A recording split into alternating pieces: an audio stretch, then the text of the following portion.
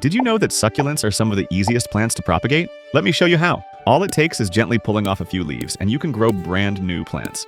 Just place them on top of some well-draining soil and give them a light mist of water every now and then. After just a few days in the time-lapse, you'll see the leaves starting to grow tiny roots. A little later, small bumps appear, soon turning into brand new leaves.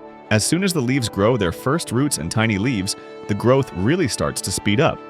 With a bit of regular misting and plenty of bright, indirect light, they thrive. A touch of fertilizer every now and then will make them grow even stronger. Once the baby plants are strong enough, you can gently separate them from the mother leaf and plant them on their own. But I love the way they look in my little glass terrarium, so I decided to let them keep growing there. Over time, they'll form a tiny, colorful landscape all by themselves. It's just fascinating to see how such small leaves can turn into a thriving little world. And that's it. Propagating succulents is simple, fun, and super rewarding. From just a single leaf, you can grow a whole new plant, and with a little care, they'll keep thriving for years to come.